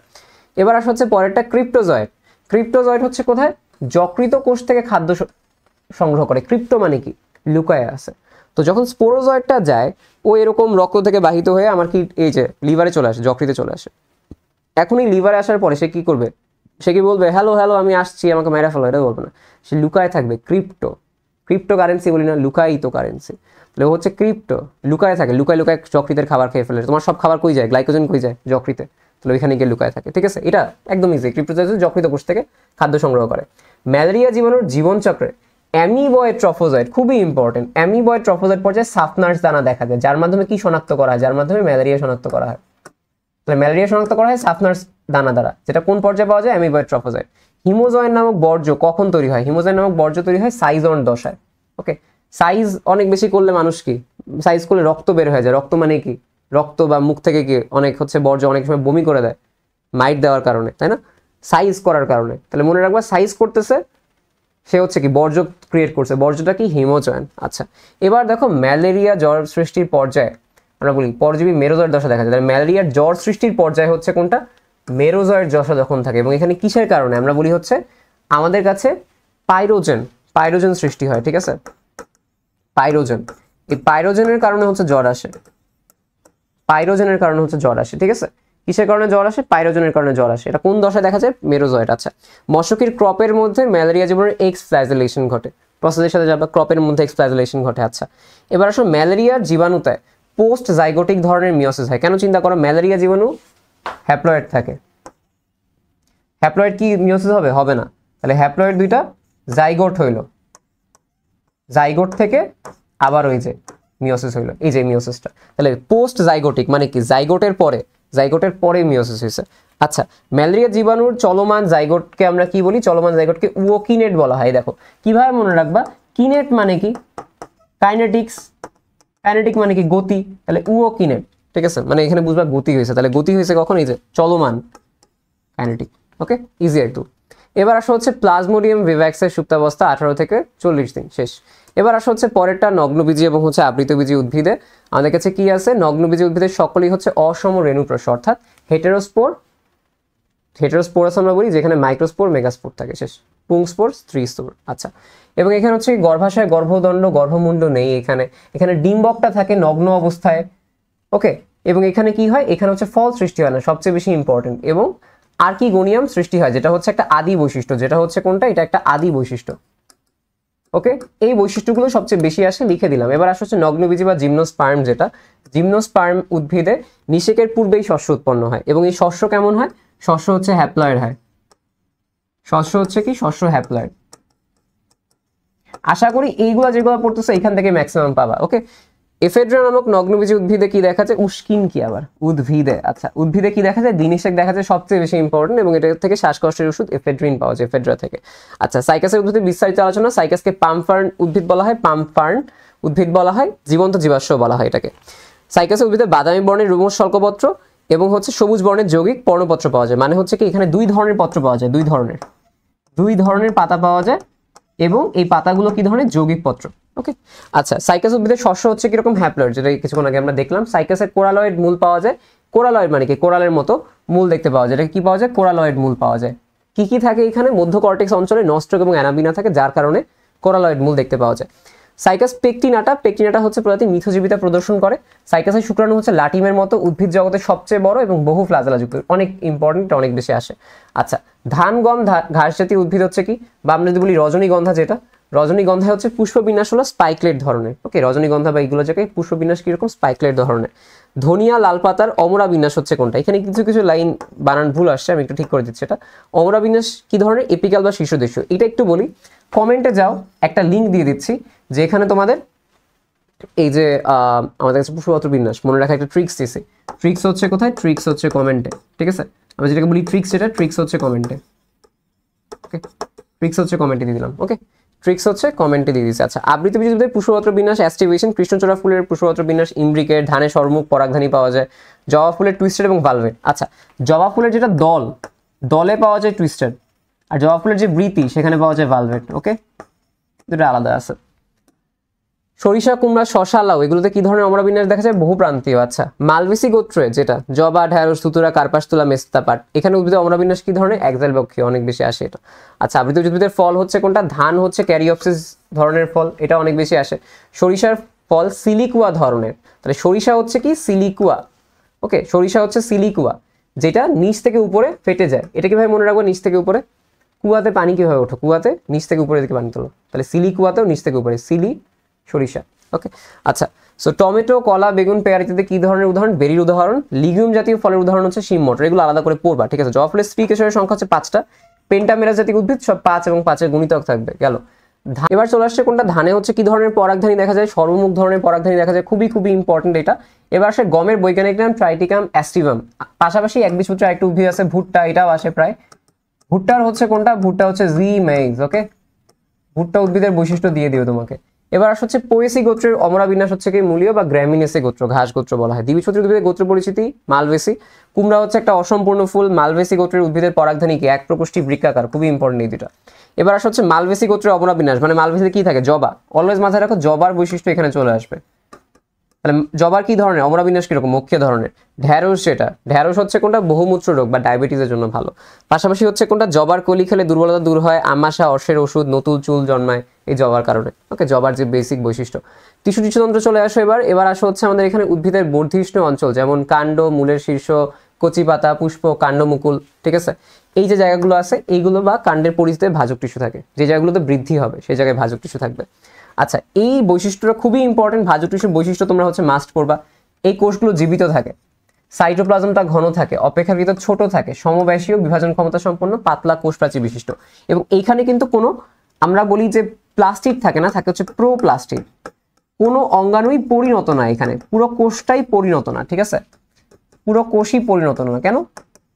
এদের কাজ হচ্ছে জাস্ট বিভাজন করা। অনেক লজিক আছে, বাট মেইন ক্লাস না দেখে আর বোঝাচ্ছি না, ঠিক আছে? মেইন ক্লাসের লজিক দেখাইলে একদম সব অটো মনে থাকতেছে। যাই হোক, সমস্যা না, একবার দেখে ফেলবো এখন। উৎপত্তি, কাজ, অবস্থান যেই রকম অনুসারেই হোক না কেন, ভাজক টিস্যু অলওয়েজ প্রত্যেকটা ধাপে 3 প্রকার। পাতার ভাজক টিস্যু কি ধরনের? প্লেট। পাতা দেখো একদম, পাতা কি প্লেটের মতো লাগে না? আমরা অনেক সময় কি পাতায়, কলা পাতায় খাবার খাই না? কলা পাতা, প্লেট একই জিনিস। তাহলে পাতা হচ্ছে প্লেট ভাজক টিস্যু। এবার দেখো তোমাকে যেটা বলতে চাই সেটা হচ্ছে কোনটা, যে যেগুলো হচ্ছে অন্যান্যগুলো, যখন মাছ ভাজক টিস্যু, উদাহরণ কোনটা? টিস্যু বর্ধনশীল ভ্রূণ। এটা হচ্ছে কি হবে? ভ্রূণ, ঠিক আছে? টিস্যু বর্ধনশীল ভ্রূণ হবে, এটা হবে টিস্যু বর্ধনশীল ভ্রূণ। আমি লিখে দিই এখানে, টিস্যু বর্ধনশীল ভ্রূণ। রেণুথলি, এরপরে হচ্ছে এন্ডোস্পার্ম বা শস্য মজ্জা এবং কর্টেক্স তৈরি করে। আচ্ছা, এটা জাস্ট পরে মনে রাখতে আমি তোমাকে বলতেছি। তোমাকে যদি বলে হচ্ছে রিব ভাজক টিস্যু কোনটা, সেটা হচ্ছে একতলে বিভাজিত হয়। রিব ভাজক টিস্যু উদাহরণ হচ্ছে কোনটা? রিব ভাজক টিস্যু উদাহরণ হচ্ছে আমাদের কাছে মজ্জা রশ্মি। দেখো একটা রশ্মি কি? রশ্মি মানে কি? এক না? রিব ভাজক টিস্যু মানে একটা তলে বিভাজিত হয়। একটা রশ্মি কিরকম হয়? রশ্মি যেরকম একটা দিকে হয় না? তাহলে একটা দিক মানে কি? রিব। তাহলে এই যে রিব হচ্ছে এটা, পাতা হচ্ছে প্লেট, আর বাদ বাকি যা সেগুলো হচ্ছে আমাদের কাছে মাস। পাতা, বর্ধিষ্ণু, বহিতক ইত্যাদি টিস্যু হচ্ছে কি? ইত্যাদি টিস্যু হচ্ছে প্লেট ভাজক টিস্যু। ভাজক টিস্যুর অপর নাম হচ্ছে মেরিস্টেম। কর্ক ক্যাম্বিয়াম সেকেন্ডারি ভাজক টিস্যু, এইটা হচ্ছে উদাহরণ। এটা আসে যে কর্ক ক্যাম্বিয়াম কি ধরনের ভাজক টিস্যু? সেকেন্ডারি ভাজক টিস্যু। এবং এই ভাজক টিস্যু কিভাবে বৃদ্ধিতে হেল্প করে? পরিধি বৃদ্ধিতে, অর্থাৎ মোটা হইতে হেল্প করে। কি করতে হেল্প করে? পরিধি বৃদ্ধিতে হেল্প করে। আচ্ছা, ভ্রূণাবস্থায় উৎপত্তি লাভ করে কোনটা? প্রাইমারি ভাজক টিস্যু, অর্থাৎ একদম শুরুতে প্রাইমারি তোমার ক্লাস দেখো, ভ্রূণ আদি জীবনে তুমি কোন ক্লাসে গেছিলা? কোন স্কুলে গেছিলা? প্রাইমারি স্কুলে গেছিলা। ওকে, আচ্ছা। তো আদান ছিল, আদানের জন্য একটু ব্রেক দিলাম। এবার আসা হচ্ছে পরেরটা, সেটা হচ্ছে কোনটা? যে স্থায়ী টিস্যু বিভাজন হচ্ছে কি অক্ষম, কোষটা পরিণত, মানে মেইনলি হচ্ছে এটা এখন স্থায়ী অবস্থায় আছে, এ হচ্ছে এখন খাদ্য প্রস্তুত করবে, আর কোনো কাজ নেই, এর বিভাজনের কোনো কাজ করবে না। এই জন্য এই কোষটা হচ্ছে কিন্তু পরিণত, এটা মাথায় রেখো, ঠিক আছে? এই কোষটা হচ্ছে কি? এই কোষটা হচ্ছে পরিণত। প্রোটোপ্লাজম বিহীন বলতে বেশিরভাগ থাকে না, বাট কিছু কিছু ক্ষেত্রে, মানে আমরা বলি কিছু কিছু ক্ষেত্রে আসলে থাকে না, বুঝতে পারছো? বাট এই জন্য অনেক সময় অপশনে আসে প্রোটোপ্লাজম বিহীন দিবা, বাট থাকে।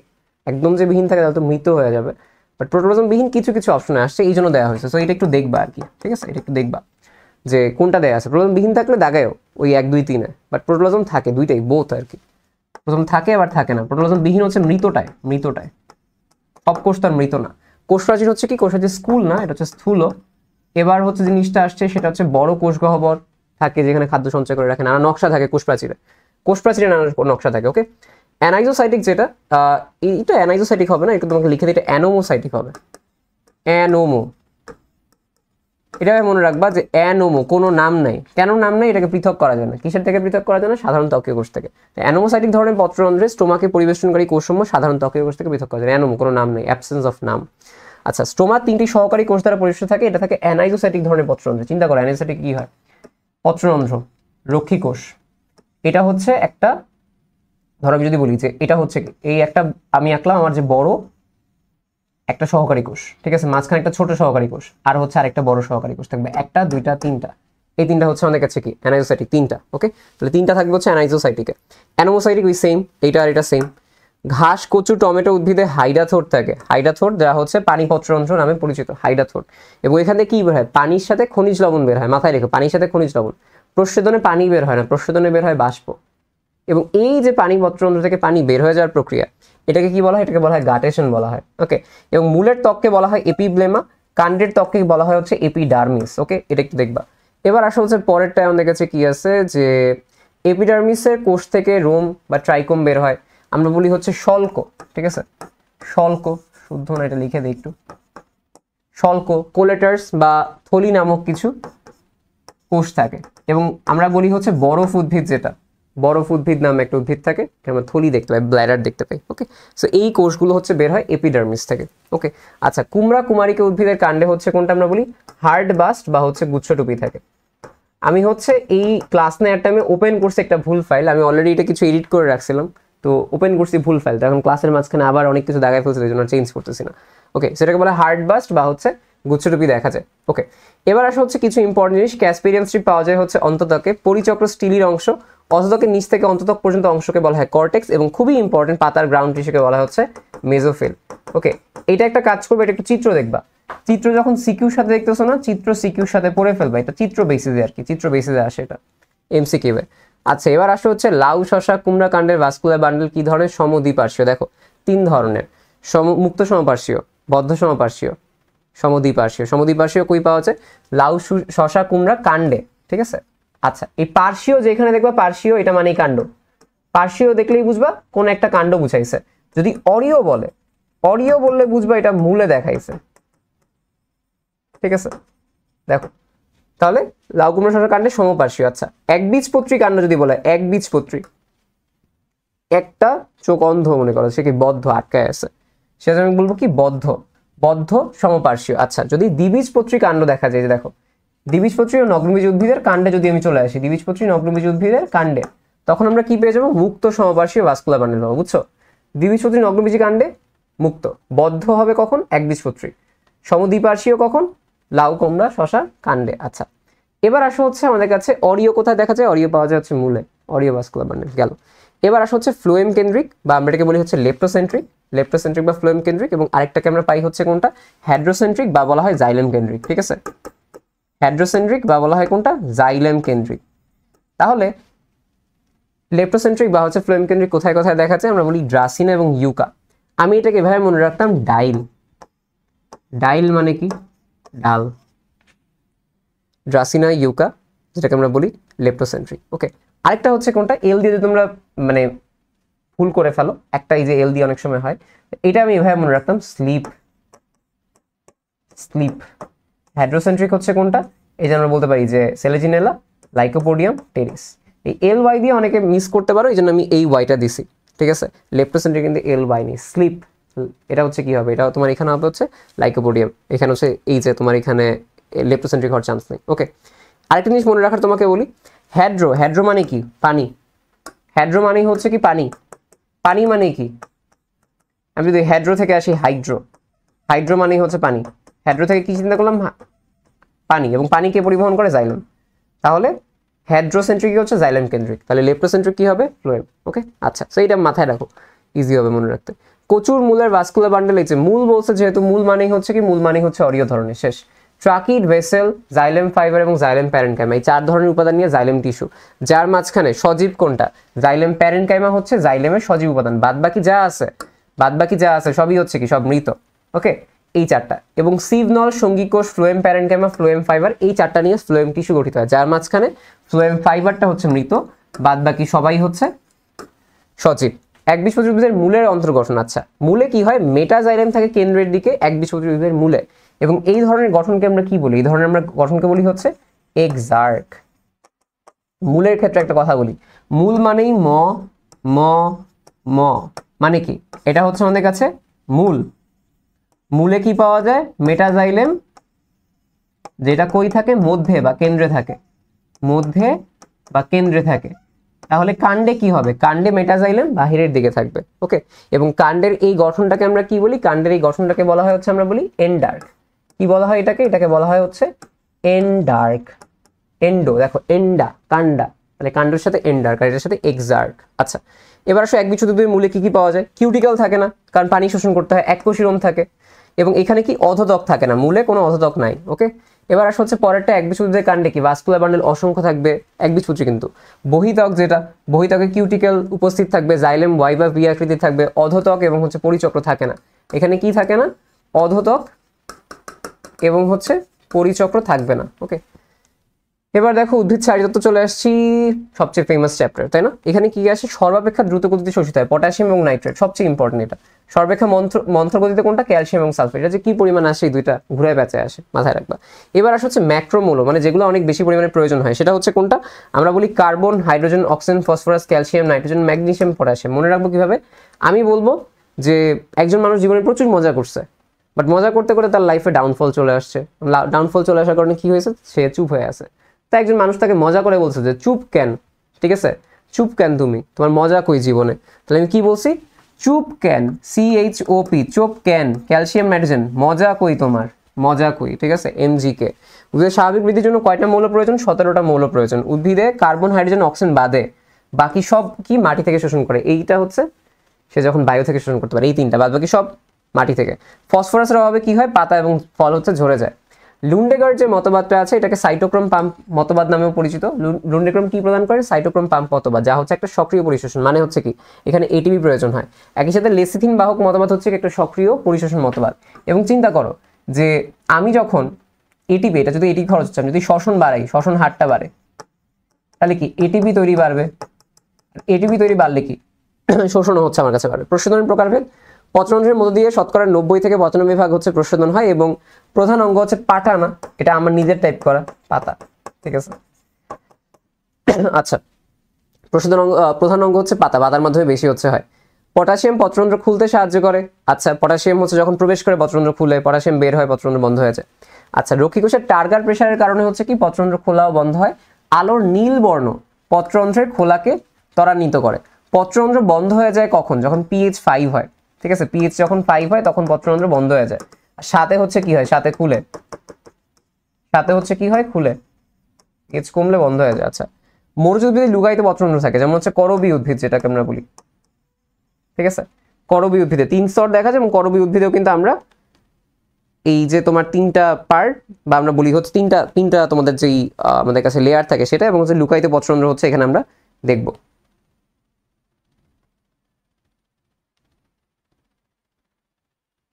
আচ্ছা, এবার আসো তাপমাত্রা বৃদ্ধি এবং বায়ুচাপ কমলে প্রশোধনের হার বৃদ্ধি পায়। তাপমাত্রা বাড়াইছো, তখন কি অনেক বেশি গরম হয়ে গেছে, বেশি পরিমাণ পানি বের করতেছে, ঘামাই গেছে। এবার হচ্ছে বায়ুচাপ কমছে, দেখো পাতার উপর চাপ কম হলে কি এখান থেকে প্রশোধন বেশি করতে পারবে। আচ্ছা, এই একটা জিনিস তোমার কাছে। আরেকটা জিনিস দেখো, যদি আর্দ্রতা বাড়ে, আর্দ্রতা বাড়লে কিন্তু তোমাদের যে প্রশোধন, সেই প্রশোধনটা কমে যাবে, এটা মাথায় রেখো। কারণ কি, চিন্তা করো, বাইরে প্রচুর পানি, তাহলে কি সে পানি বের করতে পারবে না, এই জন্য প্রশোধন কমে যায়। এবার আসা হচ্ছে ক্লোরোফিল অণু তৈরিতে কি প্রয়োজন হয়, ম্যাগনেসিয়াম হচ্ছে প্রয়োজন হয়। ফাইকোসায়ানিন, যেটা সায়ানিন যেখানে দেখবা বইয়ে, এটা মানে নীল। ওকে, সালোক সংশ্লেষণের সময় সবচেয়ে বেশি ব্যবহৃত হয় হচ্ছে কোনটা, ব্যবহৃত হয় হচ্ছে বেগুনি নীল এবং কমলা লাল বর্ণের আলো। এবং একক আলো হিসেবে, সবচেয়ে ইম্পর্টেন্ট, একক আলো হিসেবে সালোক সংশ্লেষণে বেশি ব্যবহৃত হয় কোনটা, লাল আলো।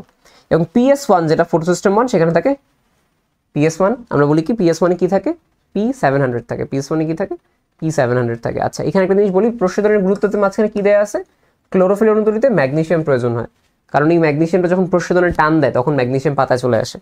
আচ্ছা, সালোক সংশ্লেষণের কলা কৌশল, অ্যাসিমিলেটরি পাওয়ার বা আত্তীকরণ শক্তি, এটা হচ্ছে ATP এবং হচ্ছে NADPH2। সালোক সংশ্লেষণ আলোক পর্যায়ে কি কি হয়, NADPH2 এবং ATP তৈরি হয়। আলোক পর্যায়ে কোথায় হয়, থাইলাকয়েড, ওই যে আমরা বলছিলাম থালার মতো অংশ, যেখানে কি থাকে, ক্লোরোফিল থাকে।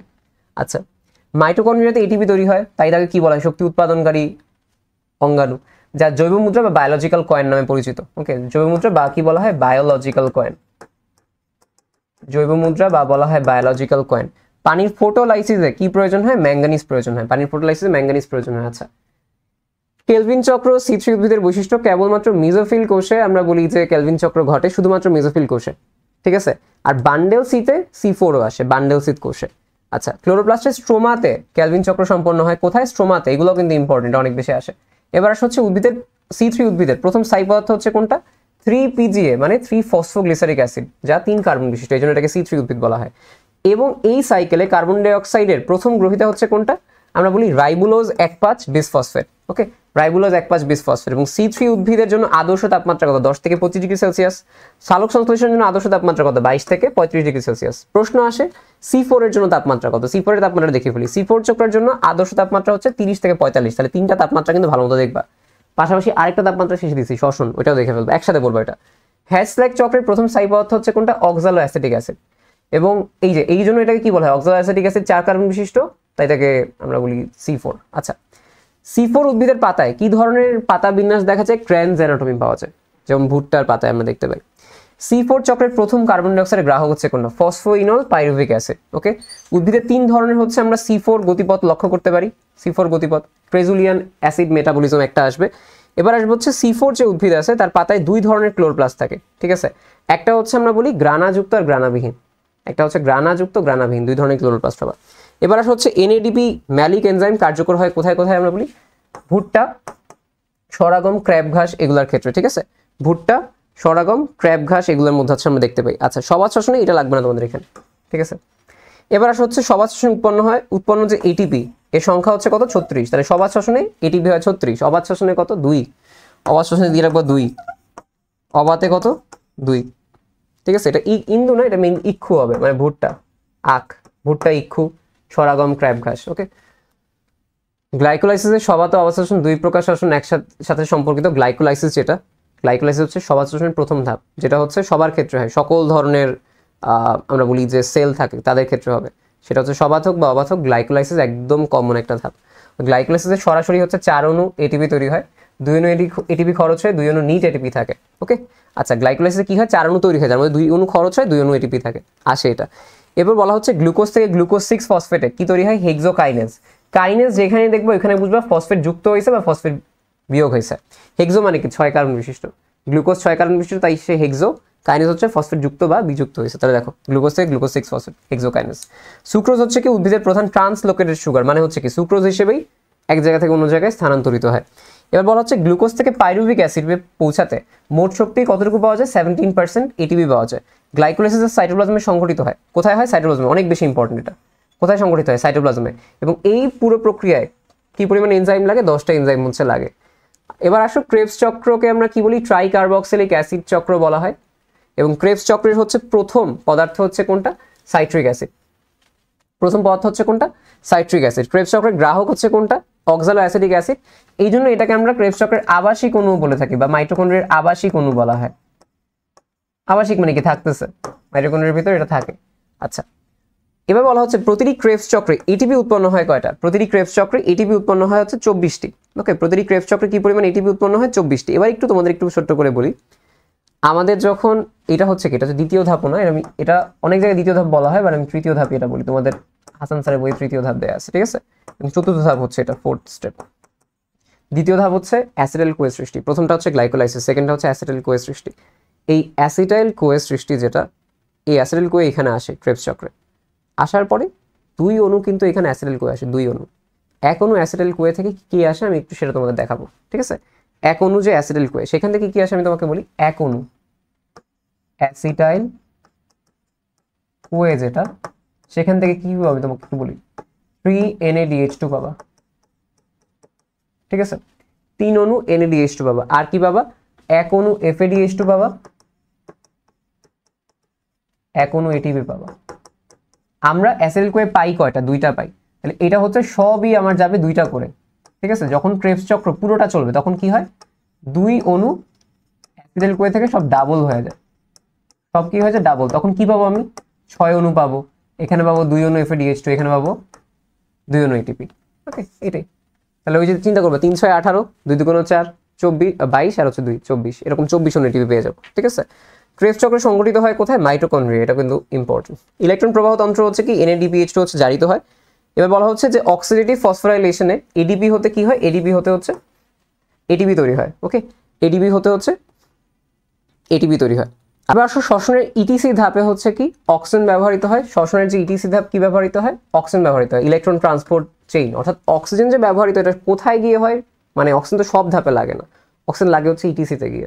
ওকে, এবার আসা হচ্ছে ফার্মেন্টেশন, যেটা ফার্মেন্টেশন সবচেয়ে বেশি ক্রিয়াশীল এনজাইম হচ্ছে কোনটা, জাইমাস, খুবই ইম্পর্টেন্ট এটা। এবং অবাধ শ্বসনে কার্বোহাইড্রেট থেকে কি হয়, ল্যাকটিক অ্যাসিড তৈরি হয়। ওকে, কার্বন ডাইঅক্সাইড, ইথানল এগুলো হচ্ছে তৈরি হবে। শ্বসনিক হারের চর্বি হচ্ছে 0.7 আর গ্লুকোজ হচ্ছে কত, 0.1। চর্বি শ্বসনিক হার 0.7, গ্লুকোজের 1। শ্বসনের আদর্শ তাপমাত্রা 20 থেকে 45। আর ওই যে ওইটা ছিল মনে আছে, সালোকসেশন, এই 4টা তাপমাত্রা মাস্ট পড়বা, সব জায়গায় কাজে লাগবে, এখন পড়ে রাখলে অ্যাডমিশনের কাজে লাগবে। এবার আসা হচ্ছে জীব প্রযুক্তি, লাস্ট ওয়ান। বায়োটেকনোলজি শব্দটি সর্বপ্রথম ব্যবহার করেন কে, কার্লের। কি টিস্যু কালচার পদ্ধতির জনক হচ্ছে জি হ্যাবারল্যান্ড। ওকে, এবং মাতৃ উদ্ভিদ থেকে পৃথক করা হয় কোনটা, এক্সপ্ল্যান্ট পৃথক করা হয়। এবং আবাদ মাধ্যম যেটা, সেটাকে জমাট বাঁধানোর জন্য কি ব্যবহার করা হয়, আবাদ মাধ্যমকে জমাট বাঁধানোর জন্য ব্যবহার করা হয় হচ্ছে অ্যাগার। ওকে, আবাদ মাধ্যমকে জমাট বাঁধানোর জন্য কি ব্যবহার করা হয়, অ্যাগার ব্যবহার করা হয়। এবং এই যে আবাদ মাধ্যমের পিএইচ কেমন থাকে, 11 না, এই যে আবাদ মাধ্যম থাকে, আবাদ মাধ্যমের পিএইচ কত থাকে, 5.5 থেকে 5.8।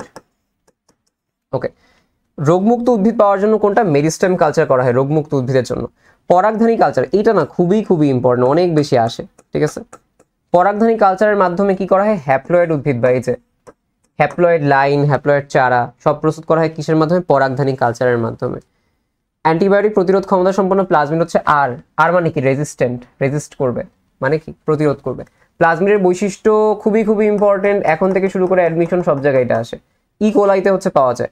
মূল ক্রোমোজোম বহির্ভূত এবং ক্ষুদ্রাকার কি, দ্বিসূত্রক ডিএনএ। তোমাদের বোর্ডে আসে যে প্লাজমিড কি একসূত্রক কিনা, যে এরকম লাগে দেখতে তাই সেটা একসূত্রক কিনা, না, প্লাজমিডও দ্বিসূত্রক বাট বৃত্তাকার। প্লাজমিড ডিএনএ অণু স্বাধীনভাবে অনুলিপন, অর্থাৎ সে নিজের মতো কি রেপ্লিকেশন করতে পারে। খুবই বেশি আসে প্লাজমিড বৈশিষ্ট্য, খুবই বেশি, খুবই বেশি, বহুপদীতে অনেক বেশি আসে। ডিএনএ কর্তনের সূক্ষ্ম ছুরিকা, ঠিক আছে, সূক্ষ্ম ছুরিকাকে বলা হচ্ছে কোনটা, রেস্ট্রিকশন এনজাইম। সূক্ষ্ম ছুরিকা বা আমরা কি বলি, বায়োলজিক্যাল নাইফ। বায়োলজিক্যাল কয়েন কোনটা, বায়োলজিক্যাল নাইফ। ওকে, রেস্ট্রিকশন এনজাইম সমূহ হচ্ছে কোনটা, আমরা বলি হচ্ছে ই কোরি, ঠিক আছে, ই কোরাই, আমরা এটা বলি ই কোলাই না, ঠিক আছে, ই কোর আই আসবে। হিন্দ 3 বমি, আমি এটাকে বলতাম বমি হিন্দি কি করি, ঠিক আছে, বমি হিন্দি ই করি আমি বলতাম। দেন HPA2 এন্ড দেন এম বল, অনেক কিছু আছে, একবার করে রিডিং মারবা, ঠিক আছে। ডিএনএ অংশকে জোড়া, জোড়া মানে কি, লাগানো, তাহলে আমরা কি বলতে পারি, লাইগেজ এনজাইম কাজ করে। আর আলাদা করতে রেস্ট্রিক্ট মানে আলাদা করে ফেলা, রেস্ট্রিকশন এনজাইম। রিকম্বিনেন্ট ডিএনএ প্রযুক্তির মাধ্যমে জীবের কি জিনোটাইপ পরিবর্তন ঘটানো সম্ভব, জিনের টাইপ পরিবর্তন করবে, জিনের হচ্ছে কি বিভিন্ন ধরনের কোড চেঞ্জ করবে। জিন প্রকৌশলে ব্যাকটেরিয়া ব্যবহার, আমরা বলি ব্যাকটেরিয়া ব্যবহৃত হয় কিসে, বাহক হিসেবে, পোষক হিসেবে এবং রেস্ট্রিকশন এনজাইমের উৎস হিসেবে, ঠিক আছে। ব্যাকটেরিয়া হচ্ছে এই 3টা কাজে, বাহক, পোষক, রেস্ট্রিকশন এনজাইম যদি আমাকে আলাদা করতে হয় সেক্ষেত্রে হচ্ছে এটা আমরা ব্যবহার করি। এবার আসা হচ্ছে কোনটা, যে পিসিআর এর পূর্ণরূপ হচ্ছে কোনটা, পিসিআর এর পূর্ণরূপ হচ্ছে পলিমারেজ চেইন রিঅ্যাকশন, ঠিক আছে, পিসিআর, পলিমারেজ চেইন রিঅ্যাকশন। এবার আসো কৃষি ক্ষেত্রে জীব প্রযুক্তির ব্যবহার হচ্ছে কোনটা, সুপার রাইস। যেটা সুপার রাইস কি সমৃদ্ধ, সুপার রাইস হচ্ছে ভিটামিন এ সমৃদ্ধ। ওকে, এবং এরপরে আসে দেখো ট্রান্সজেনিক যে ক্লোভার ঘাস, সেখানে সংযোজন করা হয়েছে কোনটা, এখানে হচ্ছে সালফার তৈরি জিন সংযোজন করা হয়েছে। সালফার যদি কারোর কাছে ঘাটতি থাকে সে সালফার হচ্ছে দেওয়া হবে। এবার আসো জিএমও, জিএমও হচ্ছে কোনটা, জেনেটিক্যালি মডিফাইড অর্গানিজম। এই তৈরিতে হচ্ছে জীব প্রযুক্তি ব্যবহার আমরা একটু দেখি যে কি কি জীব প্রযুক্তির আমরা এখানে ব্যবহার দেখতে পারবো। এসআইটি বা স্টেরাইল ইনসেক্ট টেকনিক, এটা ব্যবহার করা হয় কোনটা, পুরুষ পতঙ্গ বন্ধাত্মকরণে, যে ফসলের জন্য পতঙ্গ বেশি না আসে এটা। এবার সে কোনটা, পানিতে তেল শোষণে কি ব্যবহার করা হয়, সিউডোমোনাস অরিজিনোসা, সিউডোমোনাস অরিজিনোসা। ওকে, আচ্ছা এবার আসা হচ্ছে আমাদের পরেরটায়, যে চিকিৎসা বিজ্ঞানে কি ইউজ করা হয়, দেখে হচ্ছে এএটি, যেটা অ্যান্টিট্রিপসিনের অভাবে ফুসফুসে এমফাইসেমা রোগ হতে পারে। একটু এটা বইয়ের বাইরে থেকে কোনো এক্সট্রা ইনফরমেশন থেকে আসছে, দেখে রাখো, আমাদের টাইম আসছিল আর কি। এবার আসো ইন্টারফেরন, ইন্টারফেরন নিঃসৃত হয় কিসে থেকে, ভাইরাস আক্রান্ত কোষ থেকে। এবং এটা কি, যেই কোষটা ভাইরাস আক্রান্ত হয়েছে সেই ইন্টারফেরন নিঃসৃত করে যেন ভাইরাসকে প্রতিরোধ করতে পারে। তাহলে ইন্টারফেরনের কাজটা হচ্ছে কি, ইন্টারফেরনের কাজ হচ্ছে ভাইরাস প্রতিরোধ করা। ইন্টারফেরনের কাজ হচ্ছে কি, ভাইরাস প্রতিরোধ করা। ওকে, আচ্ছা এবার আসা হচ্ছে জীব প্রযুক্তির মাধ্যমে কি করা যায়, টিকা উৎপাদন করা যায়। ওকে, এবার আসো ডিএনএ ফিঙ্গারপ্রিন্টের ব্যবহার হচ্ছে কোনটা, পিতৃত্ব নির্ধারণে, অপরাধী শনাক্তকরণ, মৃতদেহ শনাক্তকরণে। এবার আসা হচ্ছে জিএমও, যেটা জিএমও এর পূর্ণরূপ হচ্ছে কোনটা, জিএমও এর পূর্ণরূপ হচ্ছে জেনেটিক্যালি মডিফাইড অর্গানিজম। আচ্ছা এখান থেকে আরেকটা জিনিস তোমাদের ছোট করে বলবো, বিটি বেগুন আসে প্রায় ব্যাসিলাস থুরিনজেনেসিস, ঠিক আছে। এখানে কি আসে, কোনটা আমরা স্থাপন করছি, ব্যাসিলাস থুরিনজেনসিস, এই ব্যাকটেরিয়া স্থাপন করা হয়েছে, যার কারণে হচ্ছে এখানে আর রোগ আক্রান্ত হয় না। ওকে, এবং আরেকটা জিনিস যেটা ইনসুলিন, যেটা ইনসুলিন নিয়ে একটু কথাবার্তা বলবো। ইনসুলিনও হচ্ছে একটা প্রোটিন, ইনসুলিনও হচ্ছে কি একটা প্রোটিন। ওকে, ইনসুলিন প্রোটিন যেটা হচ্ছে আমরা কিসের মাধ্যমে তৈরি করি, ইকোলাই এর মাধ্যমে, ইকোলাই এর মাধ্যমে আমরা হচ্ছে এটা তৈরি করি। ওকে, সো এই হচ্ছে আমাদের আজকের ক্লাস, শেষ, খতম, ডান, টাটা বাই বাই। এখন হচ্ছে তোমাদের যেটা বলি, তোমরা হচ্ছে কিন্তু মাস্ট এইজে এখানে যেরকম পিডিএফটা দিয়ে দিচ্ছি, জাস্ট ক্লিক করবা, ক্লিক করলে কিন্তু তোমরা হচ্ছে গ্রুপে চলে যাবা। পাশাপাশি এইটার যে পিডিএফটা আছে, পিডিএফ এর লিঙ্কও হচ্ছে আমি টেলিগ্রাম, তারপরে হচ্ছে তোমাদের গ্রুপে সব জায়গায় হচ্ছে দিয়ে রাখতেছি। তোমার কাজ হবে হচ্ছে কি এখন এটা নেওয়া, জাস্ট পড়া, এবং ঠিক রসায়ন সেকেন্ড পেপার শেষ হওয়ার পরে সুন্দর একটা ডক ফাইল দিয়ে দেবো, প্রিন্ট করে হচ্ছে লিখবা আর পড়বা, ঠিক আছে? তো আর কার কি কি বিষয়ে ক্লাস লাগবে এগুলো হচ্ছে জানাও, আর কোন কোন জায়গায় সমস্যা হচ্ছে জানাও। ইনশাল্লাহ হচ্ছে খুব ভালো মতো একটা এইচএসসি পরীক্ষা হবে, এবং পুরো এইচএসসির টাইমে তোমাদের যে সকল ক্লাস লাগে, যে সকল সাজেশন লাগে, সব হচ্ছে ইনশাল্লাহ ডিম সেশন থেকে পাবো। সো চ্যানেল হচ্ছে সাবস্ক্রাইব করে রাখো, দেখা হবে ইনশাল্লাহ পরের ক্লাস। ওকে, আল্লাহ হাফেজ সবাইকে।